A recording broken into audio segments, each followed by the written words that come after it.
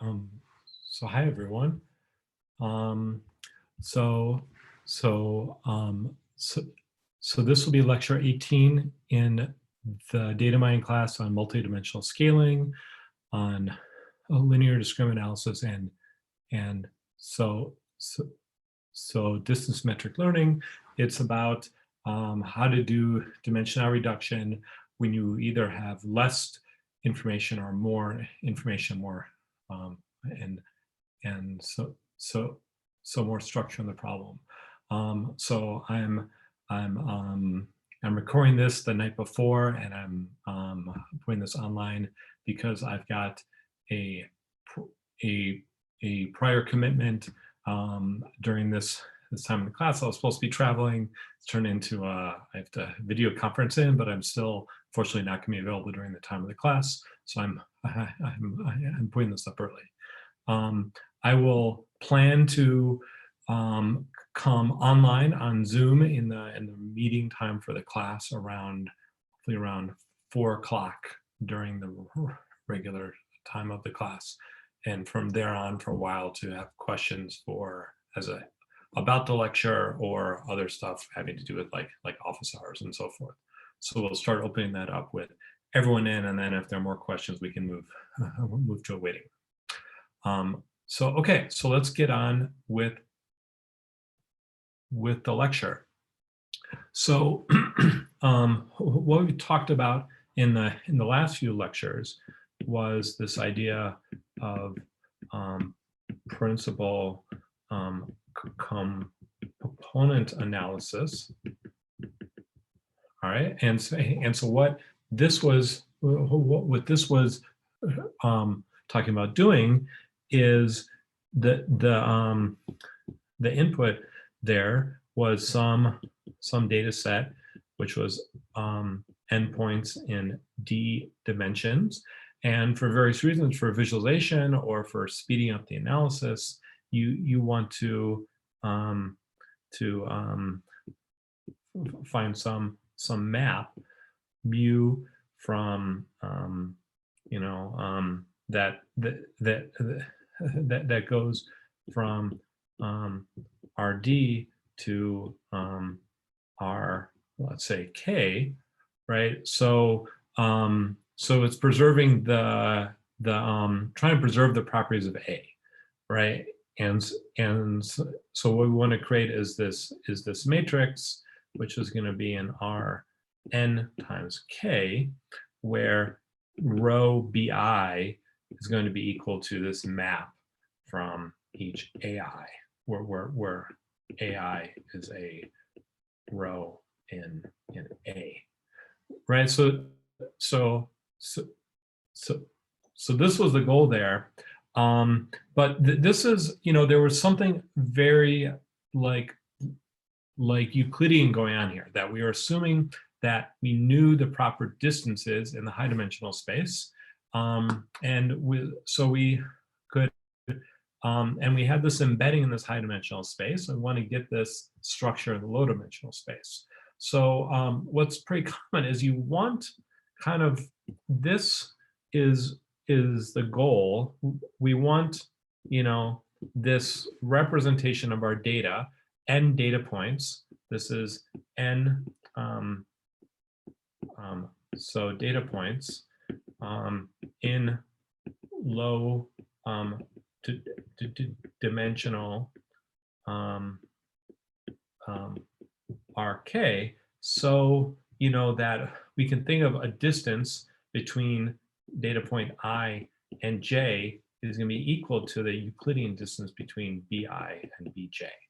Okay, so this was always implicit, that the high dimensional space already had this distance. We just want to capture this appropriately now, but now we're going to assume some extra structure. And so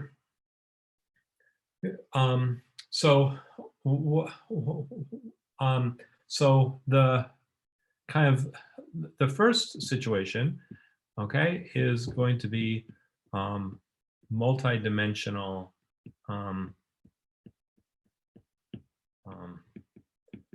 scaling, often known as just MDS.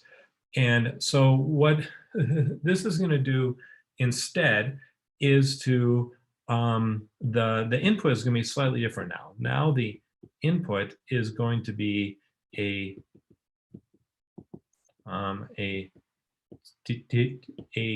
distance matrix D, which is going to be an R n times n.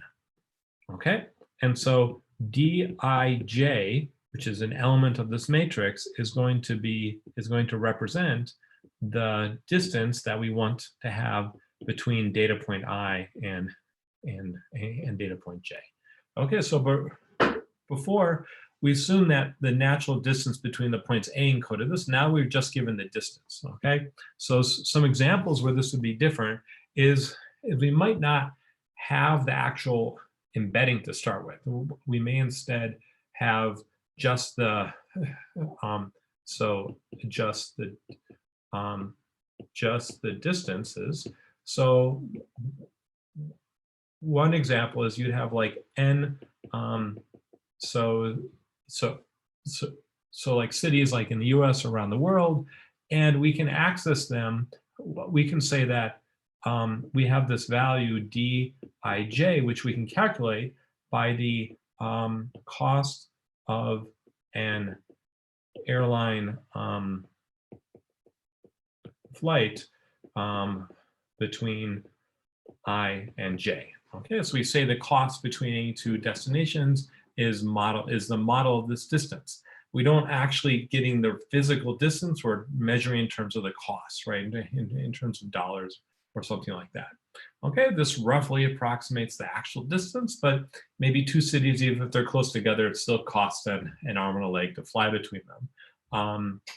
But so this gives us an implicit cost function.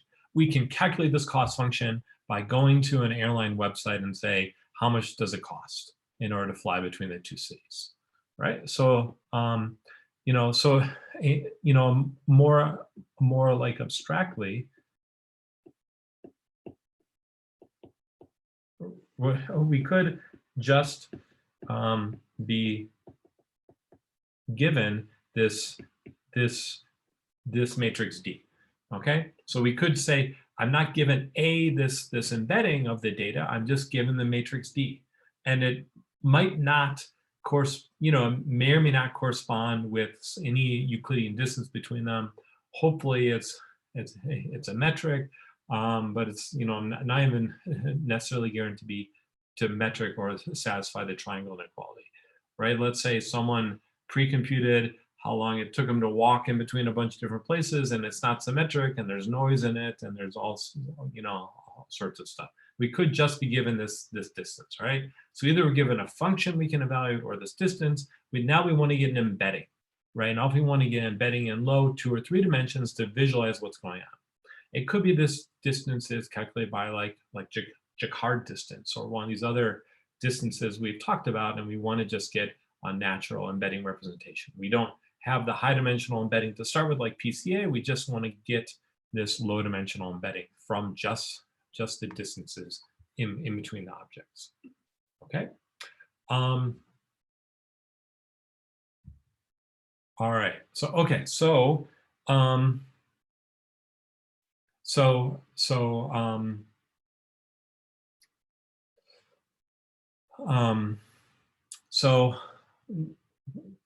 what we're going to think about is, what we're going to talk about next is this algorithm called, let's start on a new slide here, called classical MDS. Okay, so there are a variety of ways to do multidimensional scaling. This is the problem set up. What is the formulation? What is the actual thing that you want to preserve? Often these aren't actually described. Classical MDS is going to minimize something called the stress, which is derived from the inner products. Even though you're given distances, it's minimizing the inner products. It's a little convoluted. The other ones that specify this more, but 90% of the time, this is what everyone uses, and it's probably a good starting point.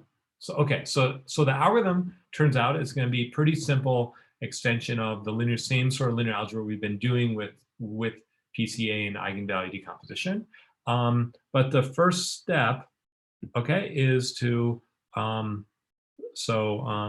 let's say one, we want to convert our distance matrix into what I'm going to call D2. And this is basically just squaring all of the entries. It turns out it's easier to work with the squared distances than the actual distances. So D2 ij is just defined as dij, which is the ij element of the distance matrix. And I'm going to take this and I'm going to square it. Okay. All right, so in case you can't see that, it's squaring what's going on up here. Okay, so I've just taken every element and squared it. All right. Then the next thing I want to do is I want to do what's called double centering. Okay, so remember from PCA, the difference between PCA and SVD is we first centered the data, so we ensured that the subswift's we found went through the mean of the data set, right? And so in order to do this, we use some we use this thing called this centering some matrix, which was let's say for the n by n version, this is the identity n by n identity minus 1 by n over this all ones matrix. I wrote this as the outer product between these two all ones vectors. But basically, if I left multiplied my data set by this, it would center all the data points. Okay, so what we're going to do instead is we're going to, because now it's an n by n, so each row and each column represents a data point, I need to do double centering on both sides of D2. Okay, so I'm going to do a double centering on both sides. It turns out the centering matrix is going to be, I think it's equal to its transpose. So I'm actually, the second one is actually transpose. And it turns out that for normalization reasons, you want to put a minus 1/2 in front here. Okay, and I'll give some intuition of why this is, but first let me just describe the algorithm. All right, okay, so this algorithm is kind of taking the all of the distance, the squared distances. I've done some centering operation, which I haven't explained why this is working yet. But it's kind of, you should think about this as converting it into the inner products between the distances and doing something like a centering step, so the end result will, all the distance will have an average of 0. When I get the embedding of all the points, they're going to have an average of 0. That's what centering is going to give us. And this is kind of magically doing both of these things at the same time. All right, so then the third step, okay, is going to be, you know, the Eigen Decomposition. Okay, so I'm going to get an Eigen Decomposition, the singular values and the singular vectors v is going to be, you know, the Eigen Decomposition of this matrix M that we've created. Okay, and so once we have this, then I'm going to, you know, choose some k-dimensional space. I'm going to project onto the top k on the top k eigenvectors scaled by the square root of the eigenvalues, which is like the principal components. Right, so I'm going to return, specifically, this is going to return Q. This is the, well, let's call this B. This is this matrix B, which is this embedding that we want of the n data points in k-dimensional space. This is going to be equal to VK LK to the power 1/2. But remember, L is this diagonal matrix that had all the squared eigenvalues in it. And each of the eigenvalues is like a principal component squared, so we're going to take in the square root, right? So this will be a matrix in n times k. Okay, if we just take the top k of these things here, right? So if you remember what's going on, remember that this gives me a decomposition. The eigen decomposition is going to be VL V transpose. Okay, and so it's squared, and so that's why I'm taking this square root here. So I squared all the distances. Then in order to decompose this into two parts, this is equal to the L 1/2, this whole thing times, I can basically squaring this L, can do the L 1/2. This is the transpose of this, right? So I basically square rooted this eigen decomposition, and this gives me effectively the left singular vectors and the singular values of what's going on here, right? So that's what this should look like, the principal component analysis, right? And to kind of think about what is going on here, I'm getting each of these values, you know, these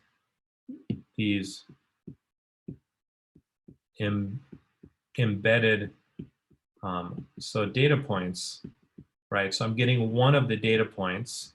What does this look like? Well, it's doing each one of these is basically going to be VK, which is this matrix in that's K by D, right? So the output's going to be k-dimensional times LK, right? So this is this is the this square matrix in our D by D, and so what you can think of this as V1 times the first eigenvalue 1, the square root of it, then this second one times the up to VK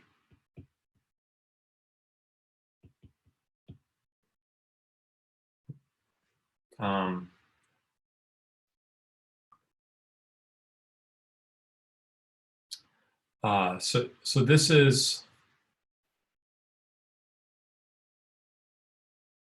oh, okay, now I've got the dimensions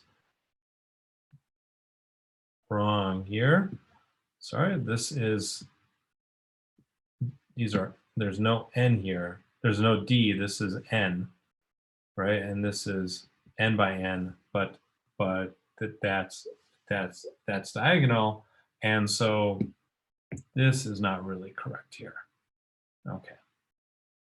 So this is not, so these are giving me, you know, I'm going to get this k-dimensional representation of all the data points, but the left singular vector tells me kind of each column of here is giving me the representation of the jth column is the jth dimension of each of those data points. And I'm just gonna try and unroll those dimensions as efficiently as, you know, showing the variance as much as possible until I get to k, and I can stop. I only need k dimensions to embed them.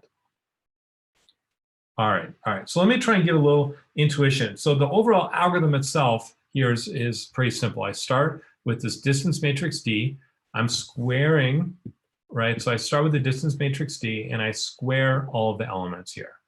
Okay, and then I take this centering matrix, which is kind of, think of taking all these distances and making it so that kind of that the average thing is 0. And this is kind of turning this into n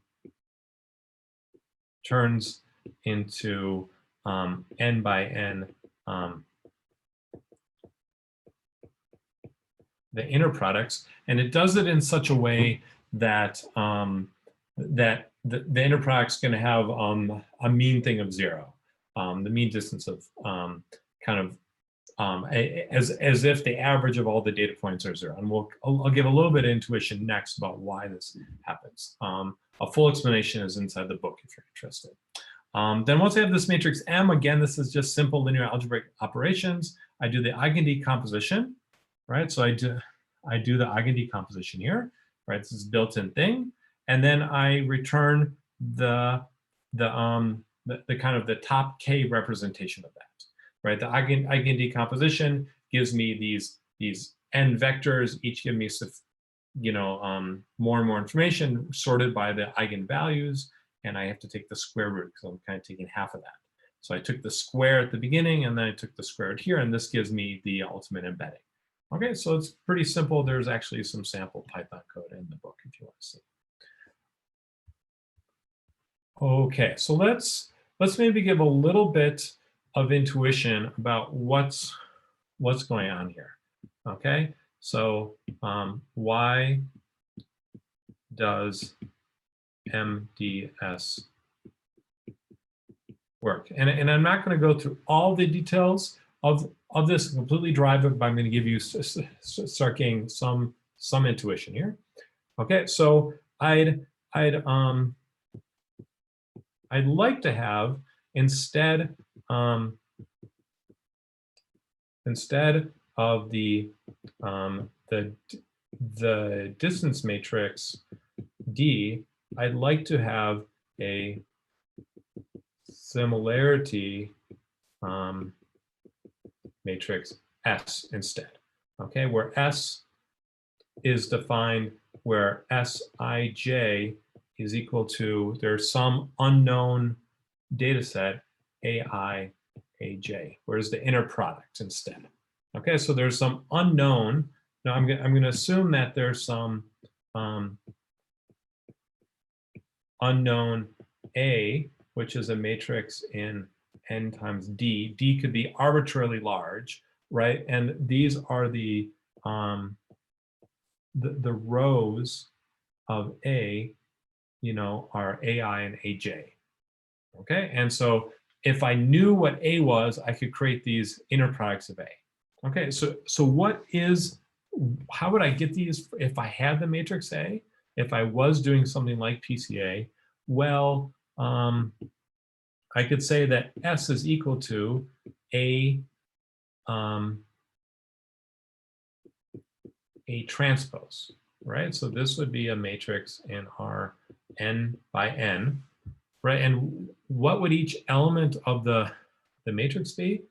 Each element, each Sij in this case, is exactly AI Aj. If you look at what the matrix multiplication is doing, it's actually filling each entry of Sij with the dot product of the ith row of A and the jth column of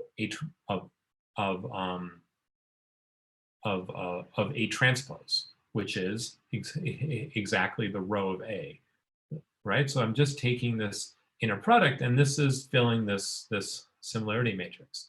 And we know that the best embedding based on PCA approach of this, or an SVD approach, if we don't worry about the centering yet, right, is the best embedding of A from S equals A transpose is the top K eigenvectors, or the top K left singular vectors of A, the eigenvectors of S, or the singular vectors of A, right? So this is what I'm trying to do, right? I'm trying, if I have the similarity matrix S instead of the distance matrix, okay? If I had the similarity matrix, then I can just use Eigen Decomposition to get, in order to get the best embedding. Okay, but I've got this distance matrix instead. So how can I get the similarity matrix? And the key is to think about what is the distance. What I have instead is Aij between two of the data points. If I think of it the squared distance, then this is exactly based on kind of the expansion of what Euclidean distance is Ai squared, Aj squared minus 2 times the inner product Ai, Aj. Okay, right, so great. So it's got this term here, this inner product term encoded in the squared distance. Okay, so I've already got something like the inner product term right in the squared distance, and I have this minus sign in the 2, which is where the minus and on the 1/2 is coming from in our representation. But I've got these two kind of nuisance terms that I have here, the squared distances of Ai and of Aj. Okay, so what I'd like to do is this guy, this inner product, will give me Si, Sj, but I somehow need to remove these other parts, as Ai and Aj. Okay, so there's one trick. So one trick is to say, well, let's just set Ai equals to the origin. Okay, right? So let's pick any one of these guys. Let's say A1 is equal to the origin. Let's make the first data point equal to the origin. Okay, so then, well, then what that means is then I can say, if this is true, then Ai squared is equal to Ai minus A1 squared, which is just equal to Dij squared, or Di1 squared. Okay, so that means I can rewrite this now as Ai Aj, and this is going to be Sij, right? So this is the term I want, is going to be equal to Dij squared, right? Remember, this term is Dij squared. So Dij squared minus Di1 squared, right, minus Dj1 squared. Okay, and then I do this all to the minus 1/2. Right, so I just did algebra from above once I made this assumption that I set the first data point, A1, equal to the origin. Okay, and this allowed me to recover it. Okay, and if you look here, this is going to kind of look, right, like what we did in classical MDS. Let me make sure this 1/2 is a bit clearer here. Okay, so I've got this minus 1/2 times Dij squared, right? And this is giving me Sij. And I took this, I did the Eigen Decomposition, took the top K. That's, great. Okay, but I have these other terms here, right? I still have these other terms over here, this Di1 squared and this Dj1 squared. Okay, so kind of intuitively what's going on with the double centering is that if I say, if I average over all Ai equals to the origin, instead of just picking the first one to be the origin, let's say I average over the case of all of them to be the origin. It turns out you can you can show there's a derivation that shows that doing the double centering where I center both sides of it is equivalent to doing this. And when I do that double centering, both of these terms kind of drop out. They kind of on average become 0, and they drop away if I do the double centering. And it has the added advantage that it's going to have it so that when I embed the data points, they're going to be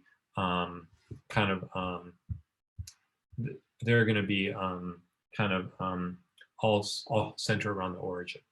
Okay, so there's this example in the book where I get this distance matrix that looks like 0, 4, 3, 7, 8, 4, 0, 1, 6, 7, 3, 1, 0, 5, 7, 7, 6, 5, 0, 1, 8, 7, 7, 1, 0. Okay, so this is in our 5 by 5. It's a distance matrix. All the values are going to be positive. I don't remember if the triangle inequality holds here or not, but these are just distances. They're all positive values. This could be some distances between. So for instance, this value 6, this is going to be D4, 2, right? And so then D4, 2 squared would be, say, 36 and so forth. Okay, and then if I do the embedding with MDS, I'm going to get this embedding where the origin, this is going to be the origin, and I'm going to get some data points which look, these data points are going to look something like this. Okay, and so they're balanced in some way around the origin. So the average of all the data points is going to be exactly the origin in this case. So with double centering, I would get this. If I were to do it with a different formulation, I picked a different point to be the all zeros, and that point would be the origin. If that one's an outlier, then it may kind of shift stuff more. So it's better to do the double centering anyways. The algorithm is pretty simple. So that's multidimensional scaling. It's a pretty, the algorithm is it's got a few of these steps, but it's each of them are pieces we've seen before, and it gives you this nice embedding, and it's minimizing stuff basically the same way that kind of the Eigen Decomposition is minimizing it, and it gives you so the data is centered around the origin. That's great. So that was multidimensional scaling. The next thing I want to talk about is going to be linear discriminant. So on analysis. Okay, we'll refer to this as LDA. Okay, there's another kind of approach in the literature that's doing something somewhat similar called LDA. Which stands for which stands for Leighton Dursley analysis, and that has to do with like these concepts. If I take all these documents and do a kind of a bag of words embedding, and then I want to kind of find a set of kind of clusters or low dimensional subspace that captures topics in here. This is the basic, the standard algorithm for this without any kind of, the baseline is called Leighton Dursley analysis, and it's doing something kind of similar, but they're distinct algorithms, okay? There are two LDAs out there, and so we're going to talk about linear discriminant analysis. This one is going to be simpler here, but the other one's also related, so don't get these confused. Okay, so this one is going to create have some data set. So the my input now is going to be some data set. Actually, let me call this, and we'll keep with A. And now I'm going to be given the embedding in RD. Okay, so I'm giving this high dimensional embedding. But my goal is now to, but I'm also given, I'm given these clusters. Okay, so this is a partition of the data, S1, S2, up to SK. Okay, and remember that this is going to be, so the union of Sj is going to be equal to onto this data set, and Si intersect Sj. The intersection of these is going to be empty. So Si Sj is going to be equal to the empty set.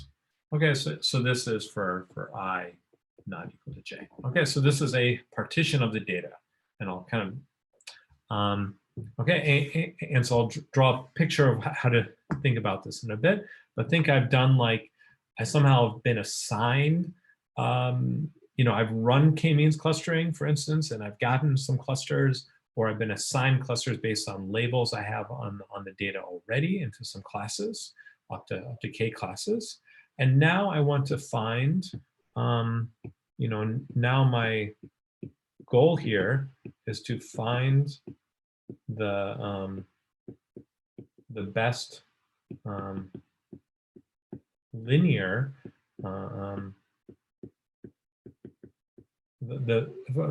find the best linear embedding of the data to kind of preserve the clusters. Okay, so I've been given labels of clusterings, and I'd like to embed them to try and preserve the labels of them. So I like this algorithm. There are other algorithms that try and do similar things here. I like this one because it's still a linear embedding. So one, that means it's going to be using a lot of the same tools we've been talking about, which is great. But also it's not somehow doing some nonlinear distortion of the data in order to try and do this. In contrast, there's this unsupervised algorithm that doesn't have the labels called TSNE. Okay, and this is, you know, so an aside here, there's this algorithm called TSNE, and this is supposed to find the kind of the best embedding. So it's nonlinear that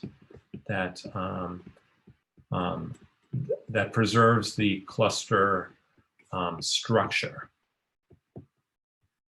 Okay, so it's not told that ahead of time, but saying if there are clusters, I want to try and preserve them, and it kind of looks at some sort of neighborhood notion of points, and then tries to embed them so that it kind of preserves especially that local neighborhood structure at the expense of other stuff.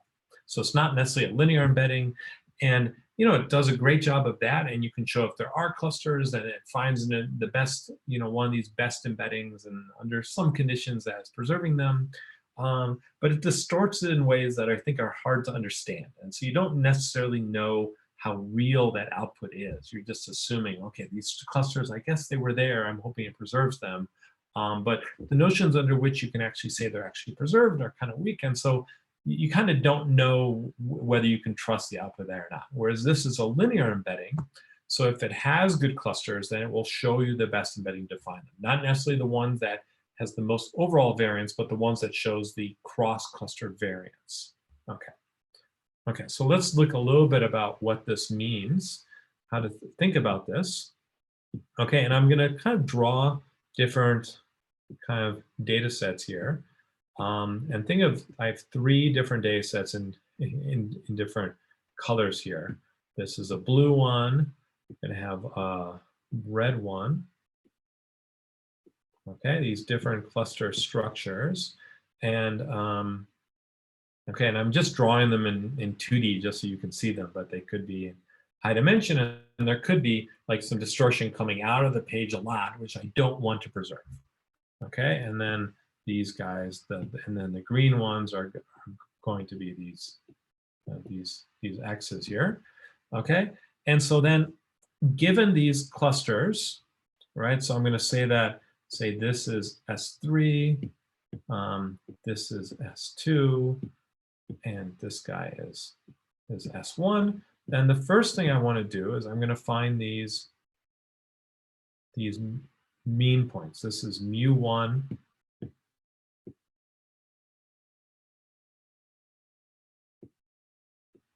This is mu2. And so this point here, this is mu3. Okay, so there are 3 means. So I'm going to say first create these means. I'm going to say mu I is going to be 1 over the size of SI for all the data points in SI X, right? So this is just how I calculate the mean of these points for class I. And I can also create its, this is the mean, right? I can also create its covariance here. So this is going to be the covariance structure. If you've seen kind of mixture of Gaussians before, which is another clustering algorithm which is in the book, then you'll maybe be familiar with this covariance structure. And this is finding the variance, but kind of represented in all dimensions. And this is doing something similar over all these SIs. I'm doing X minus the mean I calculated above, but this is X minus mu I transpose. So this is an outer product. This is the covariance that I found here. And this is an outer product between these 2 vectors, right? So let's look at an example here. For the red one, I'm going to have these vectors from the mean, right? So that's each of these. This guy is going to be, let's call this, let's say a little more clearly. Let's say this is X, right? And this is mu2. So then this black curve, this is X minus mu2, right? That's what that curve is. So I'm looking at all those vectors and I'm taking the outer product of them. Each one is a D by D matrix. So this is in our D by D because they're initially D dimensions, whereas the mean is going to be just a D dimensional vector here, right? Okay, so I'm creating these covariance structures. So I also want to create this other kind of overarching structure. I'm going to create an overall mean as well.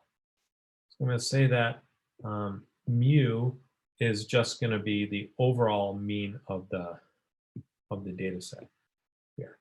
Okay, so this is the overall mean of my data set. Right, this is the overall mean of the data set. This is mu here. And then I want to create a covariance kind of structure with respect to the overall, between the classes, right? So now I want to create an overall, a between class covariance here. And this is just going to be,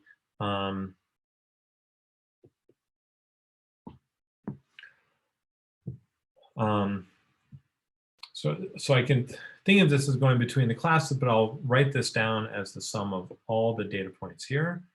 I can average it over the data points, over the actual clusters. So say I have k clusters times the size of the cluster, how much it's worth. Actually, let me make this a little bit more space here.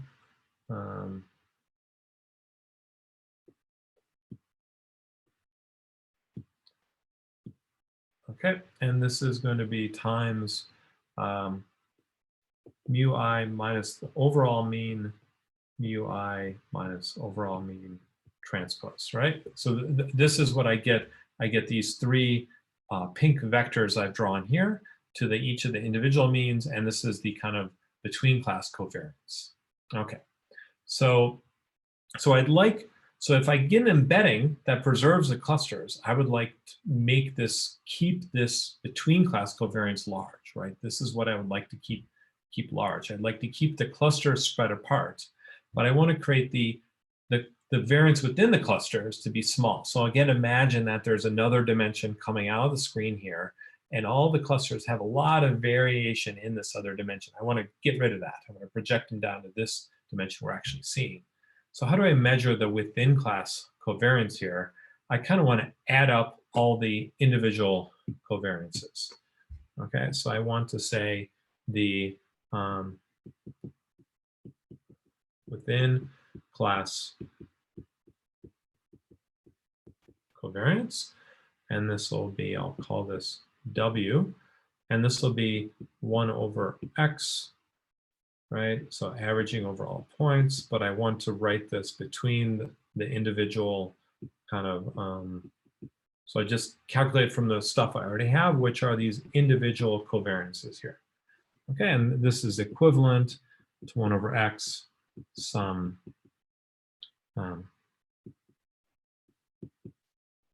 times, weighted by here, again, times, oh no, this weight is built into here, times the X in SI, X minus mu I, X minus mu I transpose, right? So this is the within class covariance. So this is the covariance that are all the, say, the black lines I'm seeing here, right, in between the cluster mean and the data points, right? So all the black lines I'm seeing here, but remember these black lines might be coming really big up and down out of the page, and these are just kind of the projection I'm seeing here. So I'd like to find this projection, not some variation that's not having to do with how the clusters are defined.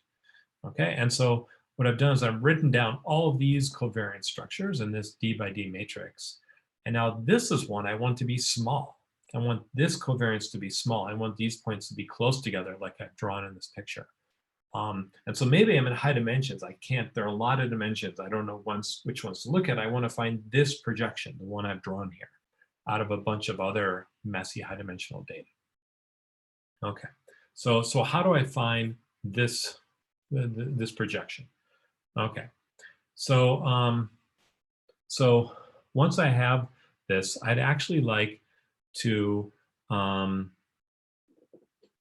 so all I do is, so LDA is basically going to be the top K eigen vectors of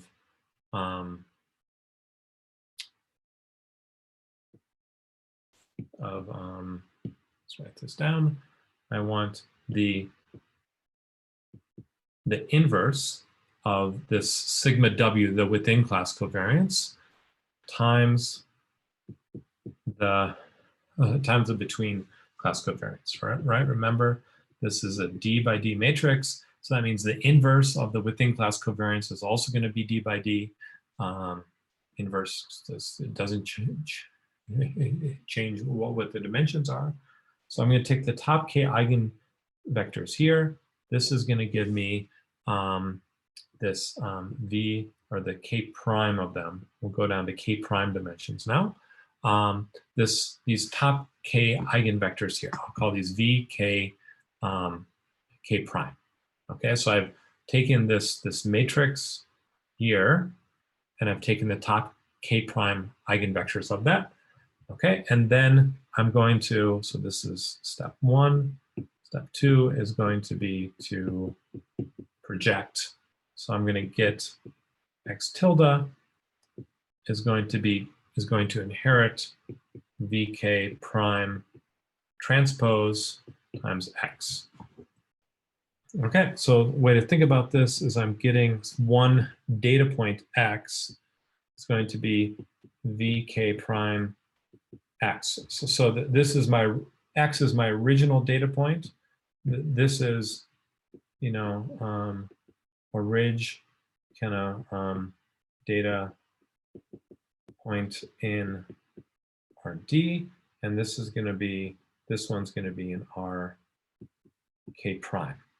Okay, and so what does this look like?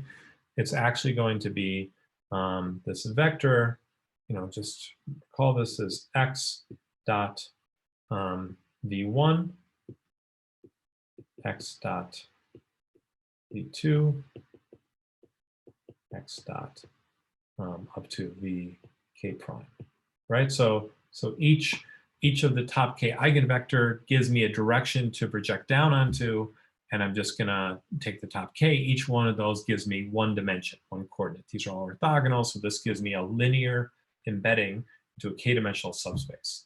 And it's the one, for instance, v1, which is the top eigenvector, right, is going to be equal to the arg max u, such that it's a unit vector, which is kind of maximizing u transpose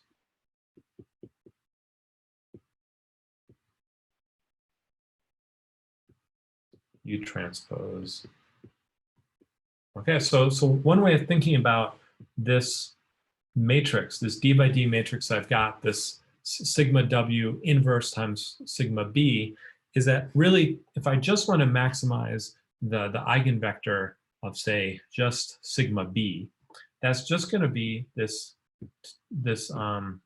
top part up here, right? This is just maximizing the top eigenvector of sigma b. Okay, if I want to find the last eigenvector of sigma w, right? This is for top eig of sigma b, whereas this one is for the bottom eigenvalue of sigma w, because it's on the inverse, right? The arg min of that, right, would be the last eigenvector. Okay, and so that's the one that it's going to have the least within class covariance. Okay, and I want to balance these two things. I want to have a lot of between class, right? The between class spreads out these clusters, and I want that to be big. And the within class is within any one of the classes. I want that to be small. Okay, so I just take the ratio of these two things, and I can do that just by doing sigma w inverse times sigma b, and this gives me the ratio of the two things, is what I'm optimizing for, right? So v1, the top, this is going to be the top eigenvector is right, is the one that maximizes this, and then v2 is the one that's forced to be orthogonal to v1 that otherwise maximizes this quantity, and so forth. And so this gives me the best embedding. Okay. So this is Leighton discriminant analysis. Again, fairly simple. Create the within class covariances and the between class covariances, and then I take the product of the inverse of the within class and the between class, and then I do the Eigen decomposition and I project onto the top k eigenvectors. Okay, and this gives me the best embedding in the sense that it's kind of optimizing this quantity I'm showing here. Okay, so for instance, one more thing to think about: if I did have k clusters, then what should the value of that I think I should be able to embed down into? Well, if I had these clusters, a good subspace, let's say 3 clusters in a very high dimensional space. Well, a good subspace would be one potentially that passes exactly through those means, right? And that captures the separation between the means. But I don't need all the variation going away from the plane that is separating those, right? So as long as kind of k prime is less than k, this kind of makes sense. It gives me a kind of a good embedding. I shouldn't want it to be any larger than that. Yeah. Okay, so if you do run k-means cluster or any clustering where you get these classes or you're given labels and you want to find the best linear embedding that's describing this, and maybe that gives me a good distance to use between these data points, well then I can do this to get this embedding. Okay, and then naturally that gives me kind of, I can use the Euclidean distance once I've done this. Okay, so that's if I'm given labels, then it gives me a linear, the best linear embedding to kind of preserve these labels. Okay. All right, the last thing we'll talk about is distance metric. So learning, okay, and so now instead of given, so now this is the case where you really don't you've got these, a bunch of numerical values, right? So this is the case where I'm thinking about, I'm going to have kind of these data points x1, x2, up to xn. And for each one, I'm be given some attribute. This is going to be like age is going to be this column. Height is going to be this column. Weight is going to be this column. Let's say income is here, you know, and so I've got these numeric attributes for each of the data points, right? And so I'm getting this column out, which is this AI column, which lives in RD, but I don't know how to create a Euclidean distance in between them, right? So I can say that AI minus AJ kind of is, you know, I can expand out what this means. You know, this is AI minus AJ kind of transpose AI minus AJ, right? So this was, but I don't know, like, do I want to measure height and weight the same way? What if I change the units on these things? I don't necessarily know what the right way to define this is. You know, the part where, you know, if I look at what this is doing, it's kind of one to, you know, J equals 1 to D of AI, or let's say, call this L. AIL minus AJL squared square root. Okay, so when I do this part, remember, this is fine. Comparing, say, the two ages of two people, and I'm squaring it, right? But when I'm adding stuff up, this is mixing the units. Okay, I'm adding an age plus a weight together. So I don't know what that means. If I change the units, it's kind of, it's doing something possibly very strange here. And, you know, and I don't necessarily have control over it, right? And there are things like I could,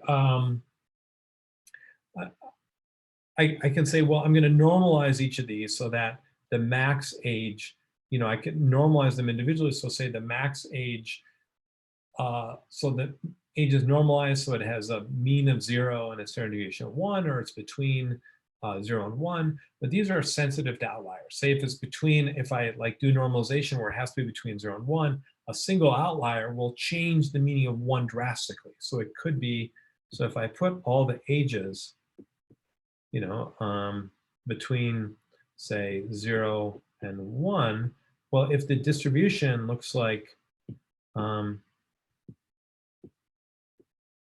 so if I have data points that look like this is fine. And I said 0 here and 1 here, but let's say I add this outlier.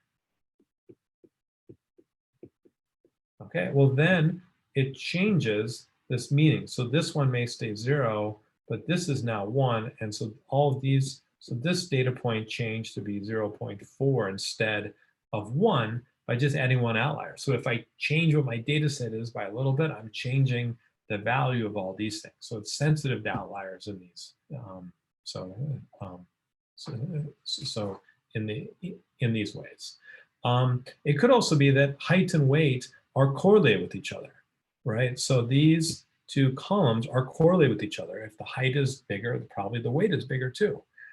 Should I keep both of them or only one? What if I also measure kind of the, you know, what the inseam, say take all the measurements for like a suit or a dress or something, and I'm measuring all these other measurements. I put them in columns, right? I'm Men's Warehouse, I'm building a catalog.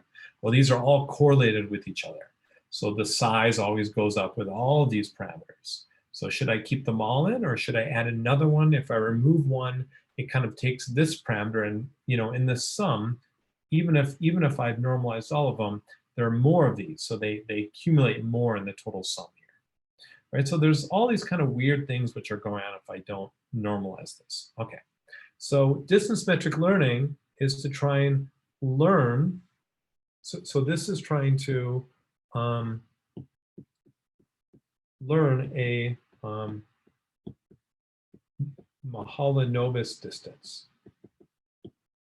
Okay, so try and learn a Mahalanobis distance, and this will be AI, we'll call this D M A I A J, which is AI A J, and we'll put a M down here to represent what this norm is, and this is going to be AI minus AJ. This is a vector, and this is going to be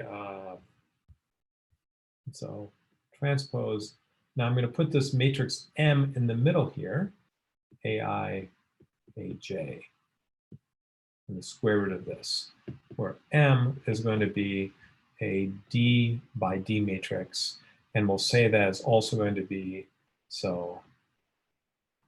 positive. Is going to be a positive definite matrix. And so for here, I'll just use notation that this blackboard bold P is the space of all these positive definite matrices, right? So we'll say that M is going to be in the space of positive definite matrices.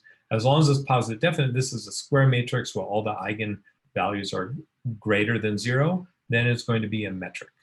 Okay, so it's still a metric. If M is the identity matrix, then I get back, then this M doesn't do anything, I get back the Euclidean distance. But if it's something different, it's skewing all these weights in some way. Okay, so I want to learn a Mahalanobis distance that does well. Okay, well, if I want to learn something, I need more information, right? So I want to learn M in the space of these positive definite matrices. I'm going to write the R and say, it's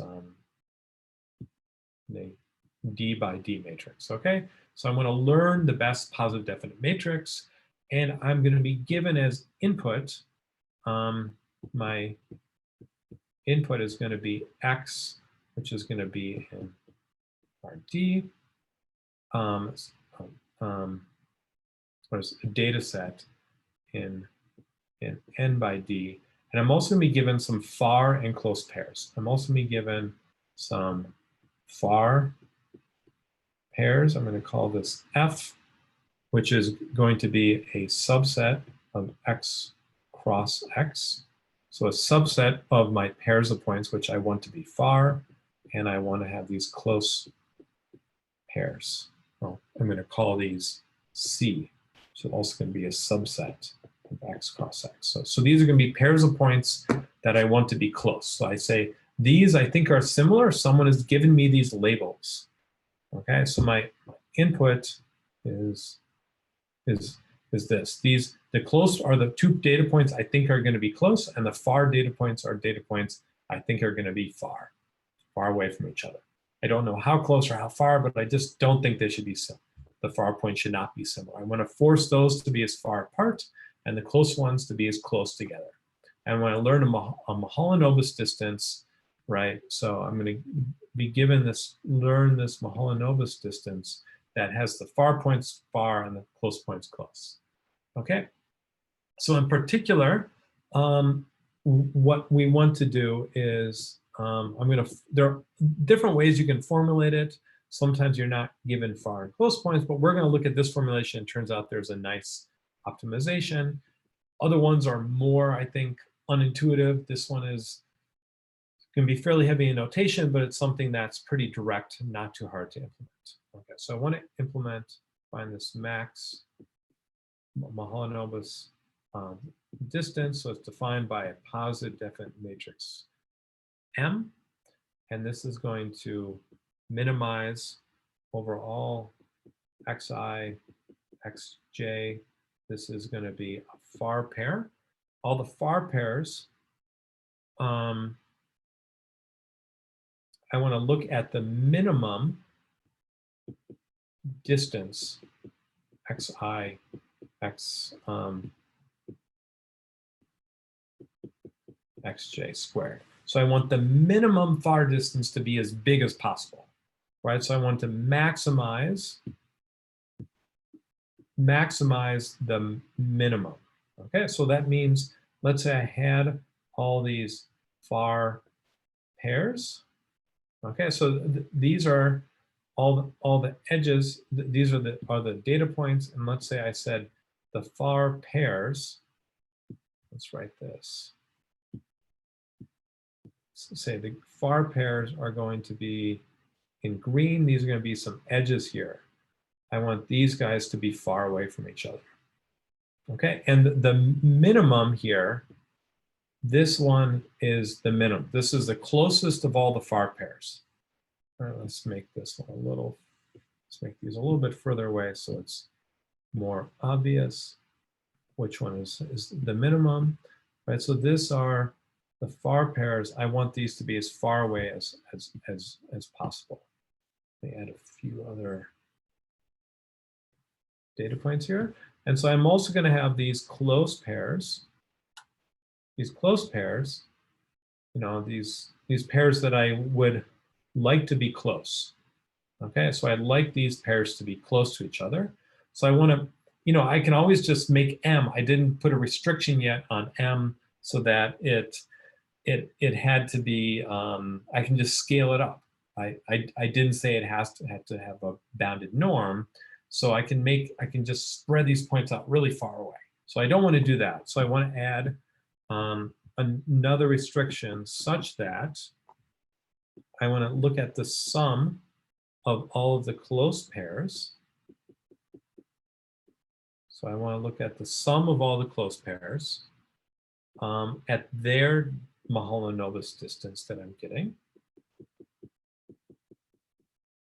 Squared distance, that's usually easier, and I'm saying this is less than some threshold kappa. Okay, I think we're gonna set this basically as D. Okay, so effectively this is gonna be, you know, it's gonna be some constant. So the sum of all the pink edges cannot be more than kappa of the squared distances. Okay, so that means I can't just scale everything all the way out to infinity.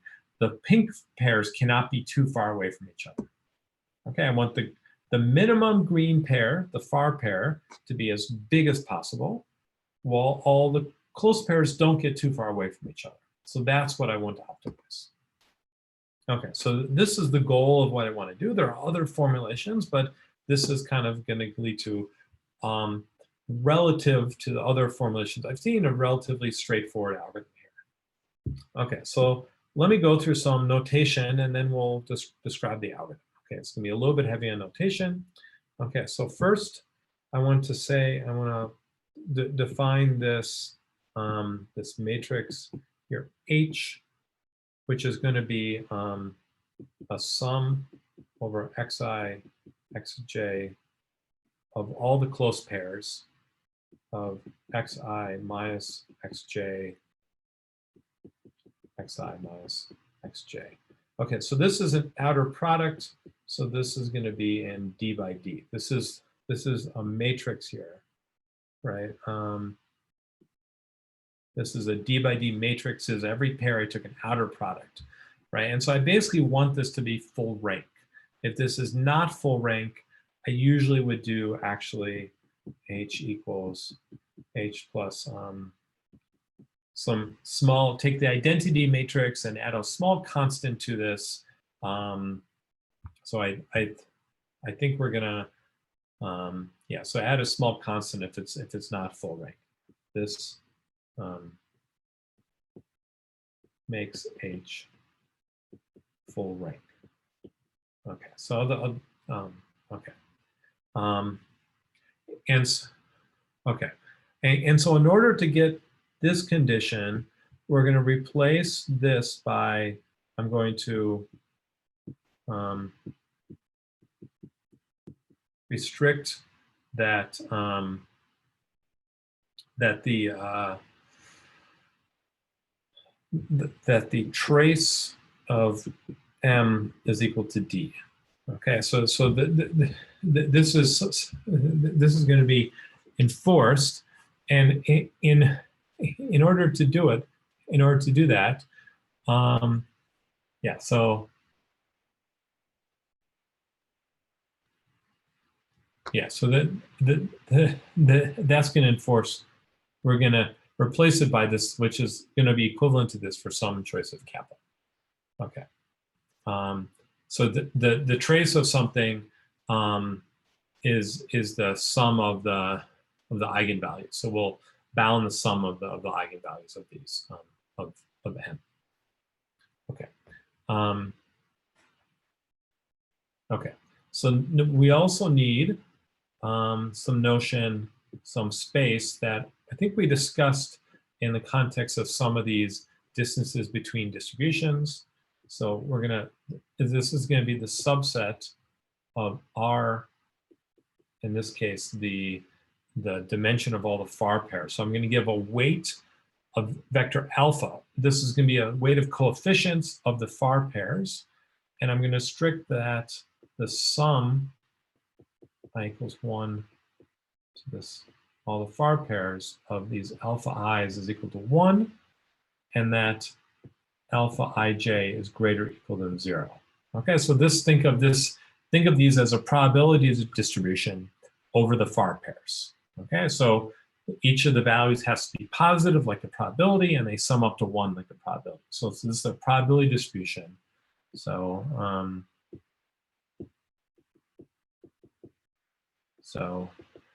distribution on the far pairs F. Okay, so I want to look at this. I'm going to find these weights, just look over probability distributions on these. Okay, and so ultimately what I'm going to do here is I'm going to get all right, let's write this down here. For every far pair, so I'm going to say tau ij is going to be a far pair. And so implicitly, we're just going to use tau because it's simpler. Okay, and so I'm going to have that x tau ij is going to be this outer product between xi, xj, xi minus xj transpose, right? So this is going to be, this is rd times d. So this is an outer product again. And so then we're going to take these far pairs and somehow kind of do some operation that forces them to be within this kind of within the space normalized by this H space we've defined for the close pairs. Okay, so we're going to say that x tau tilde, so this is for one far pair tilde, we're going to get this h to the minus 1/2 x tau, right, which is this outer product over that pair, h minus 1/2, okay? So I basically scaled them by, I've taken this far pair, tau, there's 2 points, taken their outer product, and I've somehow scaled this by the outer product space that's defined by all of the close pairs, because I can't let that get too big, right? So I want the far pair to be big without the close pair space to be too big. That's the H. H represents all the close pairs, right? That's what H represents. And x tau is basically the inner product of one far pair, but represented as a kind of a covariance. Okay, and so putting this all together, I want to find a arg max M, which is going to minimize some weight over the close pairs, okay, over these, or of the far pairs. The far pairs, the weight over the vectors of the far pairs is going to give me these inner products, alpha tau, x tau tilde m. Okay, so this is ultimately how I'm going to find this m. This thing that looks like this. This looks confusing. Let's write this back up here again. Arg max m, and this will be again in the space of these positive definite matrices. I want to minimize this weight over the far pairs, a probability over the far pairs. So I'm taking kind of a linear combination, but forcing that the weights don't get too big. So this is over all the far pairs, and that alpha, say, indexed by whichever far pair I'm looking at, times this weird thing, this inner product over this kind of close pair normalized version of the far pair, times m. And this is an inner product, some outer product here. So this is a little bit strange. Okay, this is, if I write this down, this is actually, if you know, this is, I have two variables, s and t, which iterate over all the things, and I'm summing up. This is a generalization of a dot product in between these, in between matrices. Okay, it makes sense to think of this. Think of, so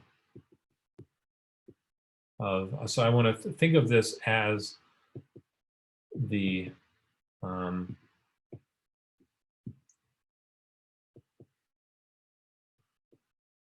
basically as the Mahalanobis distance of x tau of that far pair. Okay, this is a little confusing. These are outer products, right?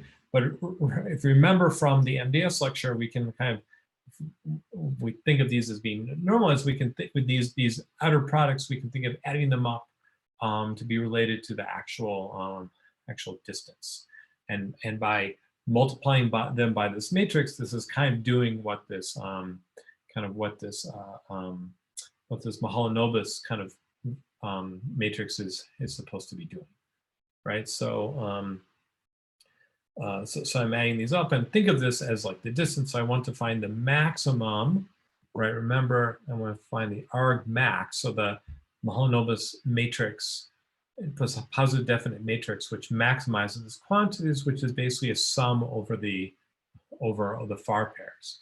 Now remember, I only want to care about the smallest far pair. But if I'm in d-dimensional or high-dimensional space, most of them aren't going to matter. They're already really far, and if I stretch a small one, I'm also going to stretch the big one too. So the ones that are already really big, I don't need to put a lot of weight on. I only even need to put on the ones that look like they might currently be the smallest ones. Only the ones that might be small do I need to kind of force those to be big to define this subspace. Okay. Okay, so this is kind of a reformulation of the problem. Okay, now it turns out that you can do an optimization procedure. So I want to optimize, and this isn't going to be full gradient descent. It's going to be this kind of subgradient descent using this procedure called a Frank-Wolfe type procedure, where I'm basically adding one data point at a time to define the solution. Okay, so I'm going to set some smoothing param sigma, and they recommend something small like d times 10 to the minus fifth. Okay, 10 to the minus 5 here. And I'm going to define some gradient over the matrix given this formulation. The gradient will be defined using this matrix So given the current value of M that I have, right, then I can define it as the sum over the far pairs, some exponent of this inner product. Remember, this is going to be a scalar value, and this is basically the distance, and I've smoothed it out, times x tilde. So this tells me how much that distance is important.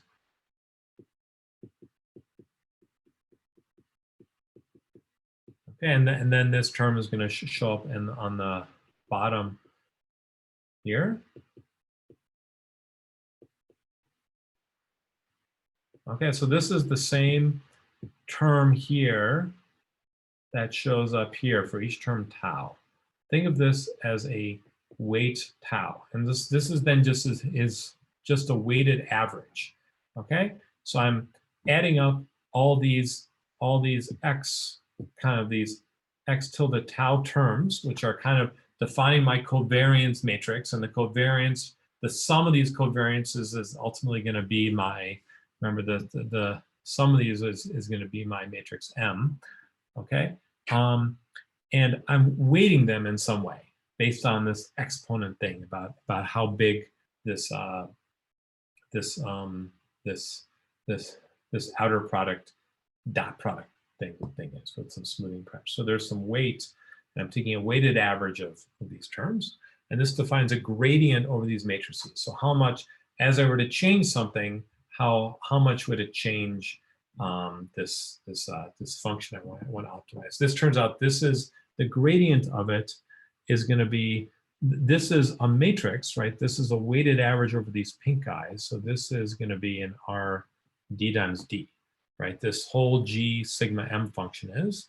And so I want to take, I want to then say that V sigma M is going to be the top eigenvalue of G sigma M. So I want to compute this function G sigma M, and I want to take the maximal eigenvalue, and this gives me the gradient I want to step in. Okay.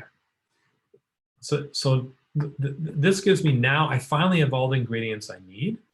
Okay, so so I want to basically initialize M in some kind of a sum positive definite matrix arbitrarily, probably M equals the identity. Okay. Okay, and then in T steps, so I want to do in T steps, I want to do, for T steps, I first want to compute VT is going to be V sigma M, which recall is this top eigenvector of this gradient function. So once I've chosen M, I can calculate this function G sigma M. Okay, and this gives me the gradient move in. And I don't want to necessarily move in this gradient step. I can do something better to make sure that it stays. I want to make sure that it stays a positive definite matrix. Okay, and if I just move in this gradient direction, I don't have this guarantee, but I can do something else instead. I can update MT, okay? So it's equals T minus 1, this is in the Tth step, over T of MT minus 1 plus, okay, so I've taken the old matrix, I've weighted it to be, say if this is the 10th step, I do 9 over 10, so 9/10 of the weight here, and 1/10 of the weight goes on VT transpose, right? So I take this gradient direction, which is a rank 1 item, and I do the outer product, right? So this is now going to be, this is a D by D matrix, right? The outer product of two vectors that are length D is a D by D matrix. And I'm taking the weighted average of two D by D matrices.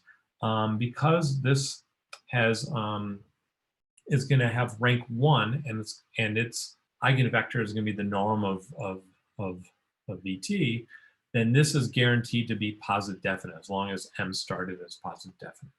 So this allows me to keep the matrix M as positive definite, so it's a well-defined metric, and it's kind of moving the direction. I'm weighting it towards this direction, which is going to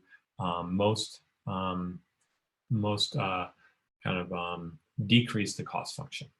Okay, so right, so it's and then it's just going to return M. Okay, so that's the algorithm. Ultimately, once you can compute this G sigma M function, which is defined based on all these X tilde tau, right? This is this X tilde tau. Remember, that was defined in this kind of strange way based on H, right? And H was defined kind of this way based on all the close pairs. So this kept all the close pairs from getting too big, and then I've normalized all the far pairs to make them act from X tau, the outer product, to be X tau tilde. And then I can compute a gradient that kind of enforces this as balanced. And I take one step at a time with this Frank-Wolf. If it keeps that, the solution is going to be fairly kind of low rank given my initial matrix M. If I actually initialize M as being 0, then I might get a positive semi-definite matrix, and that actually gives me a projection. If I stop after T steps and I initialize it at a 0 matrix, it gives me a T-dimensional embedding as well of these things. Or I can run MDS or PCA after I've done this embedding either. That also works fine.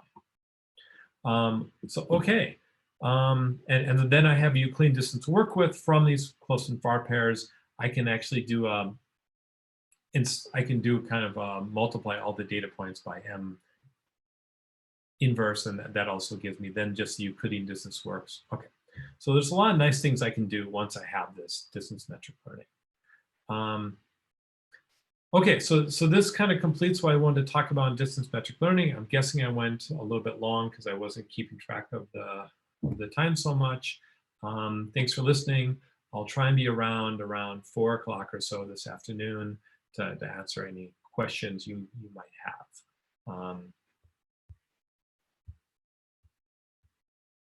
All right, let's and then I'll see you on Wednesday. I'll be back at Zoom on Wednesday. I'll be coming right from something else, but hopefully that'll work okay.